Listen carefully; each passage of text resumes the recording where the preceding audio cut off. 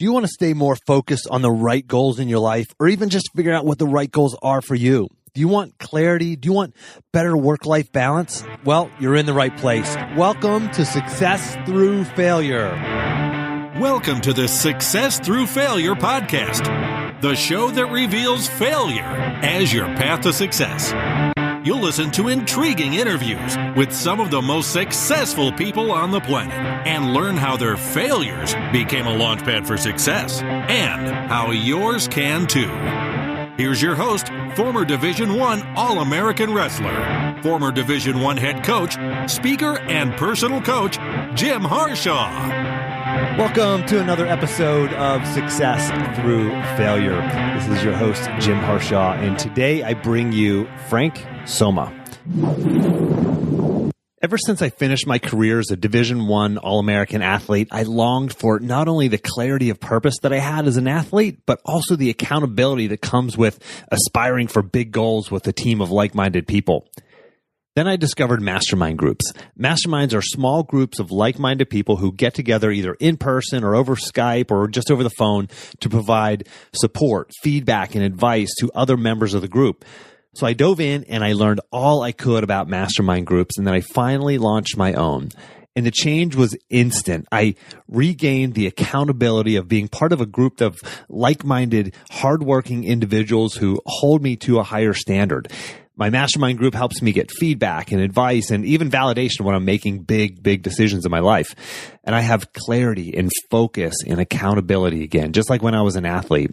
I've now facilitated dozens of high performers in mastermind groups. I'm talking Olympians and MBAs and neurosurgeons and professional athletes and entrepreneurs and lots of others. I've taken everything you need to know to start your own mastermind group, and I've put it into a short 10-page ebook titled The Quick and Easy Guide to Starting Your Own Mastermind Group in 30 Days or Less. Grab a copy of this free ebook by going to jimharshawjr.com/mastermind. That's jimharshawjr.com/mastermind. Frank is a sought-after motivational speaker, workshop leader, coach, and author. He's a certified practitioner of NLP, which is neuro-linguistic programming, the communication science that made Tony Robbins famous. He's taught audiences in varied industries how to gain instant rapport, build great relationships, and create customers for life. His training centers around the belief that people do business with people they like and with people they trust. And the focus is on helping people and being more engaging, persuasive, trustworthy, and professional. And as you'll see in this interview, Frank's energy is infectious. His techniques are quickly absorbed and immediately usable. And as I always do with my interviews, Frank and I are going to talk about how to implement what he teaches, whether you're a salesperson, a manager, an entrepreneur, a teacher, a coach, a parent, or just about anything else. After all, Frank and I both believe that we are all selling something. And as always, if you don't have time to listen to the entire episode, or if you hear something you like but you don't have a chance to write it down, make sure you grab your free copy of the action plan. Just go to jimharshawjr.com/action. Frank, welcome to the show. Well, thanks. Thanks for having me. Well, I've heard your name mentioned many a time by a mutual friend, Dr. Rob Gilbert. Dr. Rob Gilbert of the Success Hotline. For any of the listeners, you know that I talk about Dr. Gilbert periodically. I actually interviewed him way back in episode 33. And so I finally, I was talking to Dr. Gilbert a while back, and he recommended you as someone I should reach out to. So here we are. We're finally getting to talk to the Frank Somma. So Frank, tell us a little bit about your background. Maybe just kind of, where you grew up and the 30,000 foot view of how you got from there to where you're at now. Well, sure. I'm a New York City kid, born and raised right here in the city. And, I was kind of designated to be last in my class and guaranteed to fail. I was fired from the first 10 jobs I ever had. I'm not happy to or proud to say, but, somewhere along the line, somebody took an interest in me. I was tending bar, and a guy said, hey, you should come in for an interview with Western Union Telegraph in sales. And around that time, I had gotten married, had a child, and felt this huge amount of responsibility, and that opportunity just turned out to be something I could run with. And, down the road of peace, I met a guy after taking that job and excelling at it. I met a guy who gave me a system, and that system of goal setting and planning has stuck with me to this day, and I think it's made all the difference in the world. Interesting. A system for goal setting and planning. Can you tell us a little bit about that? Well, yeah, sure. So, each year in January, I just ran a seminar this past January to teach this to folks, but each year in January, I sit down and I go through a process where I examine my life and where I'd like to go, and it's a very feelings-based thing. Like when I get a group together in a seminar, it takes hours and hours to do this, even though the goal-setting portion is probably 45 minutes. But just to get people into a place where they're malleable enough to actually think about what they really want and not what's been put out there before them or what the expected results might be or the voice in their head is telling them and all those. Yeah, or what they see on social media or, walking through. Yeah. We talk about that all the time, the Facebook envy thing, right. Look at Facebook and you think that everybody's sitting on a beach drinking out of coconut. Yeah, that's how everybody else lives, right? Where'd I screw up? Exactly. So, I got a great system down and it worked for me. And then, you mentioned Rob Gilbert, but when I met Rob many years ago, that's what convinced me that I should step off into the speaking world. And wow, really? Yeah, he was my catalyst. I had hired him to talk to a team that I had, and he came in and did a bang-up job, and I said, hey, can I take you out one night and you teach me a little bit about how you do what you do so I can get started in that direction? And as you know, he's enormously generous with he is. himself, his time, his information, and got me started. Wow, fascinating. So that one person, right? And for the listeners, I talk about the environment of excellence, right? Like, who are you surrounding yourself with? Do you hear a guy like Dr. Rob Gilbert and say, wow, that guy's pretty inspirational. He's pretty cool. And then do you just let that person drift in and out of your life, or do you invite that person out for a drink or dinner and say, how can I do what you do? Right? I mean, there's people out there doing what we want to do, right? Doing what you want to do, and find them, talk to them, invite them out for dinner, buy them lunch, grab a cup of coffee with them, right?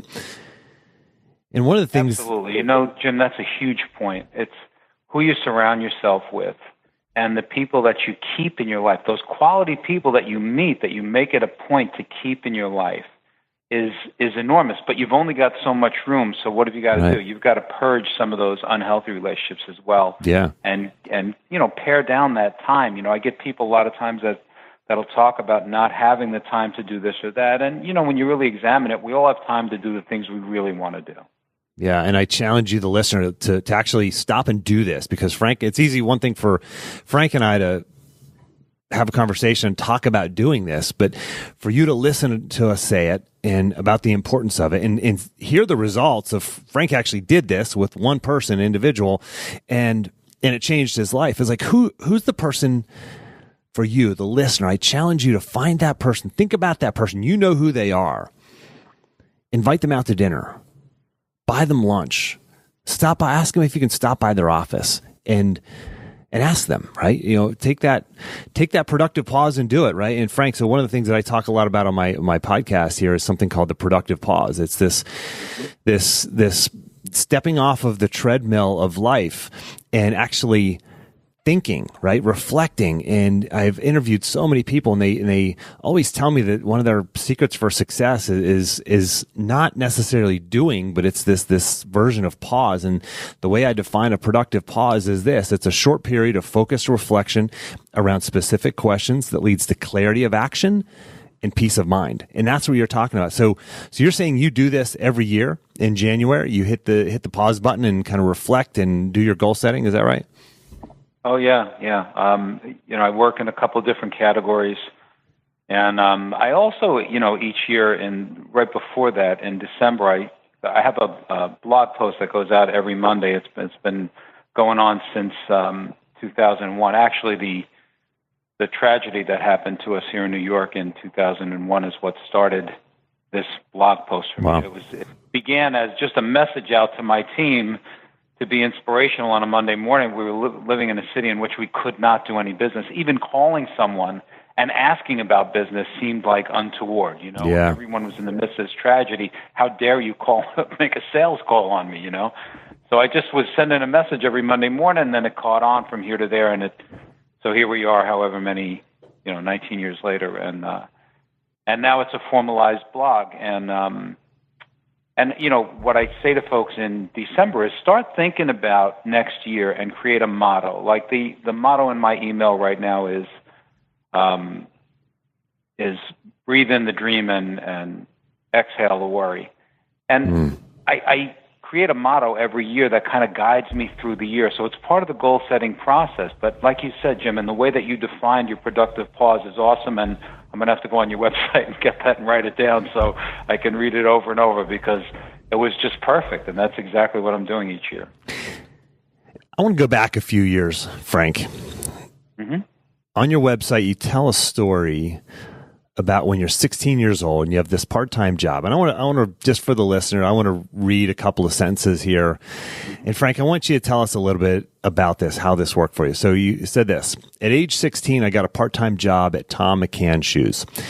The manager created a sales contest for, quote, upfronts, which is items like shoe polish or socks, things that a salesperson might offer and add to a customer's shoe purchase. Working only 20 hours a week compared to the old timers 48 hours a week, I won it outright with no allowance for the difference in hours. Frank, how were you able to outperform professionals who worked more than twice the hours of you?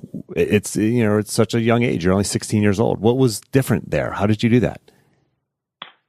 I think the difference that makes the difference is always desire. So anyone that's listening right now, you may see people around you that you think have a ton more talent, or you see people and you go, boy, that comes so naturally to him, I wish I could. And then, you talk yourself down about this other person's ability versus yours. I think what I had going for me is I was 16, I didn't know any better, so I believed I could, number one. Number two, I had way more enthusiasm than guys. Think about that. If you're a guy working full-time, supporting a family, and 48 hours a week, and you're working in a shoe store, it gets mundane after a while. I was a young kid full of energy, just ready to go. And I think those factors together combined. But taking that forward to today, what I'm finding is that the people that do well at things are people that are really open and flexible to learn more. And when you learn about how to meet people where they are and how to create conversations that are productive and how to be a great listener. There's that old saying, nobody ever said, hey, I hate that guy. All he ever does is listen to me. It's what makes the world go. And I think in that situation in the shoe store, I was young and didn't know any better, and I think I just outworked and out-hustled everybody else. And circling back to what I was saying before about the jealousy and the envy that we have when we look out at other people and we think they have something that we don't. The truth is that hard work beats talent all the time. This is proverbial. Yeah. This is tortoise and the hare stuff. Hard work beats talent all the time. And if you don't know enough about something, you can definitely learn more. But while you're on your way to learning, just outwork everybody else and you'll do better. Yeah, love that. We look at others and we always think their path is easier. We think their journey was a little easier. We think that they have something that we don't have, or they know something that we don't know. And that's almost never the case. The case is usually it's just work, right? And that's part of this podcast is like pulling back the curtain of successful people and going, how does it really work? And they go, well, there's failure and there's struggle and there's hard work along the way. God, go figure, right?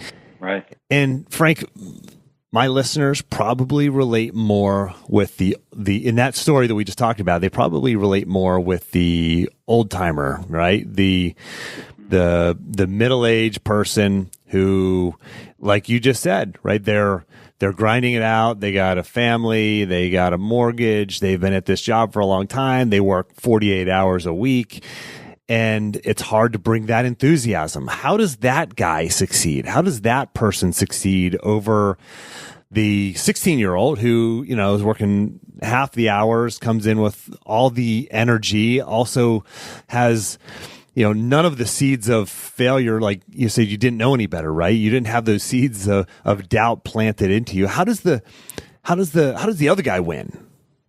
I think it's about who you surround yourself with, what you were saying before. Whether or not you have, I have a coach. I love her. She keeps me on the right path. I think it's important to have people that you can go to. I'm a member of a mastermind group that we get on a Zoom call, video conference, because we're in all different parts of the world, and that's organized. That's an organized thing. And then I have my own little mastermind group, which is a business associate of mine that we meet every 2 weeks for breakfast, and we talk about one another's business. And, these are the things that help you to stay fresh and stay focused, because left to your own devices, it's very easy to get up, head to work every day, do your job, do the best you can, make that commute home. By the time you get home, there's just about time for a little dinner, Game of Thrones, and hit the sack. And that's not going to propel you forward. And you hear people all the time saying, "Well, turn off the damn TV and do something." People are exhausted. You give a lot to the job all day. It's tiring. How do you move yourself forward? And I think it comes with the kernel of an idea that you do this goal setting kind of thing, and then you get a coach or a group or some folks that you can talk to about what it is you want to do, and then they kind of hold you accountable. When you say something out loud, people may ask you about it, but it all comes from desire, Jim. And I think more than anything else, desire. If you want it bad enough, you'll figure out a way to get there. Yeah, it's interesting. You find that energy, right? I think back to Christmas morning when I was a kid, waking up in the wee hours of the morning, so excited, right? You're excited. Whereas, the day before and the day after, you're tired and you're sleeping in. But when you're excited about something, you just have more energy, right? You talked about having the idea. You talked about having the goal. And then you talked about having a coach and a mastermind and, having the right people around you. And when you have that in your life, you can go to work, you can grind all day, and then you can come home, have dinner, turn off the TV, and you still have energy if you've done the work to, hit the pause button, right? Done the productive pause, identified what are my right goals? What do I actually care about that's, not trying to align my goals with what I see on Facebook or parked in my neighbor's driveway, but what do I care about? Whenever you figure out what I care about, why I care about it, and then you create a plan, and then you have a coach and a mastermind group who support you and push you and ask you the questions, ask you the hard questions and make you actually answer them and hold you accountable. I mean, that's the magic, right? That's the potion. I mean, people want to know what's the secret to success. Well, that's it. We just talked about it, right? Now you got to go execute on it. You can't just end this podcast and go have a sandwich. You got to take action on it. Yeah, you really do. And it can be small things. If you build up that confidence, you make promises to yourself and keep them. Make small promises to yourself and keep them. How is it that person A gets up in the morning, goes to the gym, showers, shaves, gets to work, puts in a full day, gets home, enjoys his family, makes the calls he's got to make to his family and friends during the day, stays connected, reads a little bit in the evening, reads something positive, works on a project that they've got going on, goes to bed and does it again the next day, and person B gets up, races for the train, gets to the train late, falls asleep on the train, loses that hour of productive time, goes to work, mails it in all day, goes home, eats a little something, watches some TV, and falls asleep. It's the same 24 hours. Yeah. It's about what you choose to do with it. It really is. And if you think about that, if you had something thrust upon you, something, some horrible thing that happens to you that causes you to realign, you find the time. How many of us have to take care of an aging parent or a sick child or a spouse that's going through some physical challenges?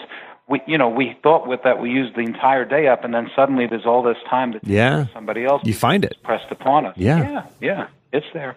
And I just want to encourage the listener. It doesn't start with doing. It starts with the opposite. It starts by the pause. It starts by this reflection and this going a little bit backwards, maybe a little bit deeper, a little bit understanding of, okay, what's actually important here, right? And for the listener, I'll just plug this real quick. If you actually do download the action plan, you'll get access to a whole sheet, a whole page of like all these action plans I've got. But I also have my top 20 favorite productive pause questions. Like, what's important now? Or what's the one thing that you're not doing that if you were would most propel you towards your goals? Like those kind of powerful questions that kind of hit you in the gut a little bit. But I got a bunch of those. So if you're wondering, you're saying, okay, Jim and Frank, I get it. What question do I ask myself when I hit the pause button, when I set aside 15 minutes or an hour next week or this Saturday morning and I wake up an hour early? What do I do? What questions do I ask myself? Well, those are some questions that can help guide you. So that's Frank. huge. That's a huge service, man. Good for you. Yeah. Well, it's the questions that you ask yourself. And, actually Tony Robbins said some of the effect of, the quality of our life, depends on the quality of the questions that we ask ourselves. So, and you've heard that before, I know. And so I do want to switch over to this. This is a great segue because, I know Tony Robbins is a big proponent of neuro-linguistic programming. Can you talk about this? Can you first explain what it is to the listener? And I know you've got a certification in it. I mean, I guess let's start with that. Tell us what it is. Mm-hmm. So NLP, neuro-linguistic programming, is a science put together by two guys back in the early 60s, Bandler and Grinder. And what these guys were doing was trying to create better therapists. And they had these little groups of therapists, and they taught them. What they did is they broke down communication basically to the most infinitesimal levels. So when you go through an NLP course and you learn what the human condition is, what people are doing. So let's think about this. There's a study back in the 60s by a guy named Meharibin at UCLA who said that 57% of our communication is what we see, and 37% is the tone of our voice, and only 7% is the words we use. Please don't check that math. I'm sure it's close, but it may not add up to 100. But it's the truth. If you think about it, that's the basis of satire, right? If I say to my wife, listen, I'm going to leave on a business trip, and I have to miss your mom's birthday party on Sunday, and she says to me, oh, that's great. Does she mean that's great? Right. Right? So the words don't mean anything. And so Sure. NLP teaches you all of these things like watching facial cues and coloration and breathing patterns and the tone and the pace of the speech and the predicate words that people use. Do they speak in visual terms or auditory terms? And then where are their eyes accessing as they're speaking to you? And then I coupled that for myself anyway with some great body language learning. I'll plug a wonderful program I enjoyed from Joe Navarro. He's an FBI guy that does an awesome program about body language. And you combine those two things and you find yourself in conversations with people, and rather than focusing on the words and having your own brain running your response before the person's finished speaking, you learn how to listen better and respond more clearly. And, what I teach in my trainings is how to be well-liked and well-trusted and relied upon. And that really comes from being tuned in. In NLP, we call that uptime, totally focused on what the other person is doing and saying. And that involves a lot more than just what they're saying. It involves their eye movement and different facial and body cues. So this is about connecting more deeply with the person with whom we're having a conversation. Is that right? Exactly. Well said. And so how does that help us? How does that help you, whether you're in sales, maybe you're an entrepreneur or a parent or a teacher or a coach? I mean, why is this important? Well, I believe that deeper relationships create better results in our lives. And the way to a deeper relationship is to understand the other person. If you think about what ego is, we're all trying to set ourselves apart and be different, right? Ego is about self, and it's about how do you differentiate. So that person that you're talking to, you remember in Dale Carnegie's great book, How to Win Friends and Influence People? Sure. All right, so Dale Carnegie said something stunning in that book. He said, the man you're talking to has more interest in his own toothache than an earthquake that killed 10,000 people. Yeah, truth. That's what I'm saying. People are, if you want to be well-liked, well-trusted, and relied upon, you do that by being a great listener and drawing people out, you'll get your turn. It's check your ego a little bit and start to really tune into someone with nothing in mind. There's no gain for you in mind. It's just to listen to someone and draw them out, ask better questions. And over time, that'll give you deeper relationships. And in order to accomplish anything in life, whether it's, as you said, a parent trying to convince their child to read more, do better in school, or the veterinarian who's trying to sell me heartworm pills for my dog, or the entrepreneur who needs to get the bank to give him a loan, or to convince his employees of this or that, whatever it is, we're all in relationships and we've all got to convince folks on some level. And I submit that only comes from listening well and being trusted. Yeah, whenever I go into a coaching session with one of my clients, I really try to focus. I try to pause before that session, close my eyes and just really be present and really say, okay, Jim, listen to their words. If it's in person, it's like watch their face, look at their eyes, look at their body language, and really connect with this person. If it's just over the phone, it's like really listen to the pauses, not just the voice and the words, but the pauses and the tone of voice, and really try to understand what they're telling you, what the deeper meaning is behind what they're saying, and go deeper. And that always, without fail, produces a better, more productive conversation. Absolutely, Jim. That's magic. And how do you find it to work for you? Like when you're really, really tuned in, what are the results of those conversations? That's a great question. They're infinitely better. Whether it's with my wife, whether it's with my kids, whether it's with a prospective client or a client, it's just better, right? When you really are focused. And now that I think about it, I think about certain people who have come across in my life who, whenever you meet them, you feel like you're the most important person in the world.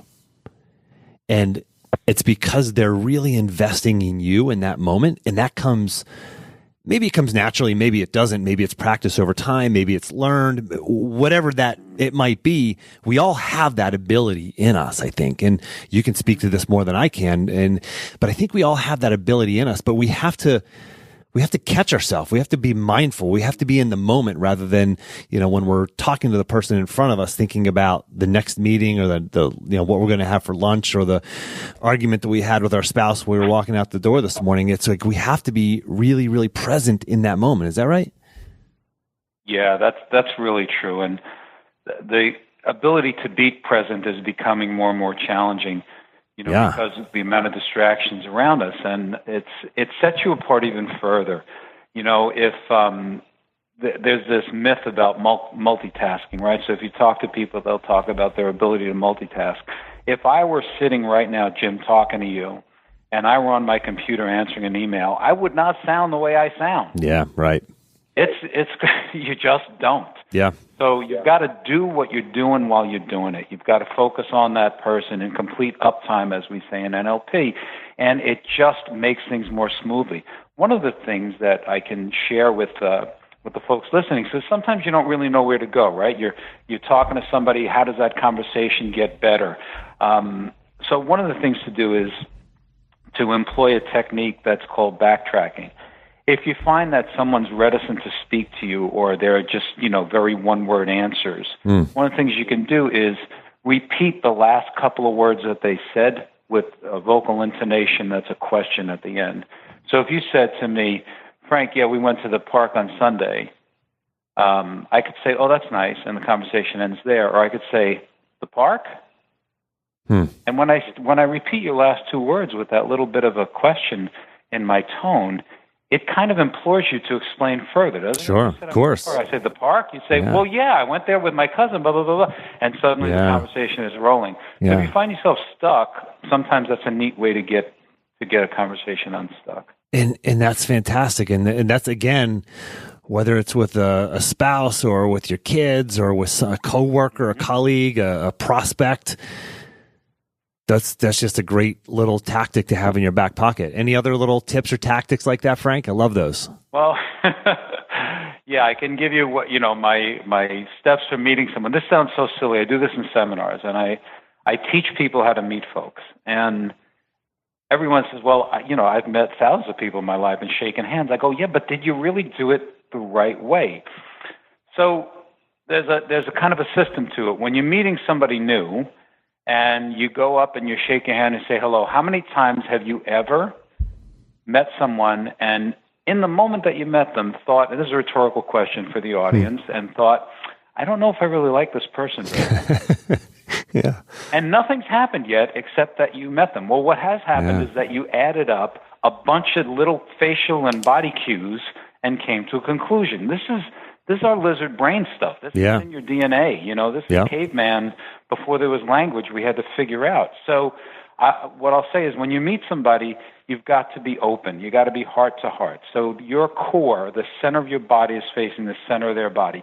Can't be side saddled in, half turned, looking the other way, because what I'm submitting is that sometimes when you feel as though you didn't like somebody right away or didn't care for them, that they violated one of these moves that I'm telling you about.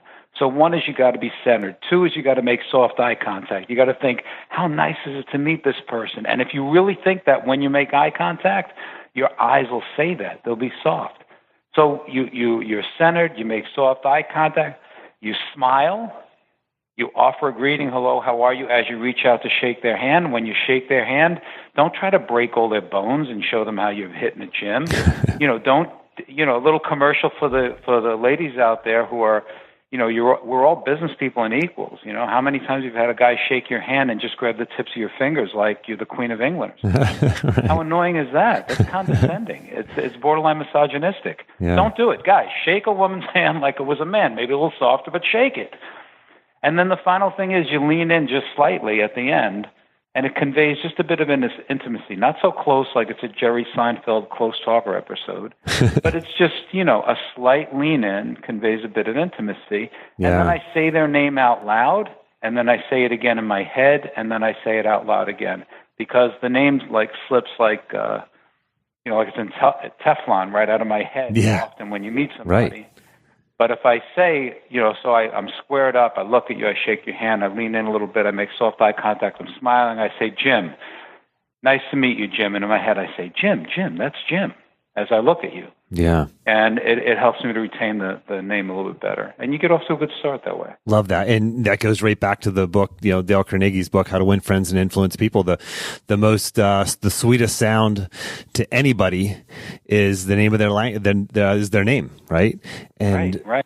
And if you can remember their name, it just goes so far, and then you just make this little connection. And I love that I love the fact that I get to interview guys like you and benefit from this. And this is such an important interview for me to have, or conversation for me to have right now, Frank, because I've been working on this lately for myself, but I didn't really know if I was on the right track, right? I was really trying to internalize how I feel about people, and really, again, whenever I'm getting on a phone call with one of my coaching clients or a prospective client, or meeting with somebody or with my wife or my kids, really trying to be there and be present. And it changes things. It just changes. It's changed my relationships. It's really affected me. And it's something I'm going to carry with me for the rest of my life. And it's just good to have this reinforced and actually get some structure around this. So I do want to learn more about neuro-linguistic programming. Where do I go to find out more about that? The New York Institute for NLP is in Midtown Manhattan. If you just look up New York Institute for NLP. I just went for a refresher class, actually, with a guy named John O'Connor, who was a brilliant instructor about 2 years ago. But they run constant classes, which are, maybe a few weeks long, that are not terribly expensive, that you can get an introduction to NLP. And then, of course, my certification, that's a much longer course, and it was a couple of years, but only, one night a week for a couple of years. So there's all different levels for introduction. I can't tell you I know of a book that's out there that's handy, but if you look at the New York Institute, I'm sure that they'll have listings of other things to look up as well. Excellent. And for the listener, I'll have that listed, and I'll even try to track down a link and put that in the action plan. Or maybe Leica, as she listens to this, she usually takes advantage and helps out with stuff like that. So we'll get that link and put that in the action plan.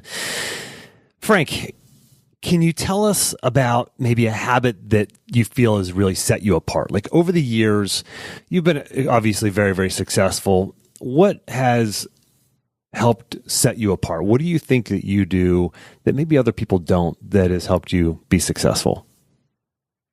Wow, I think it's most of what you were saying, Jim. It's taken that pause to think. I can also say that I'm not a waster of time. If I've got the Kindle app on my phone. If I'm waiting for a subway, I'm reading. I don't spend a lot of time with frivolous stuff.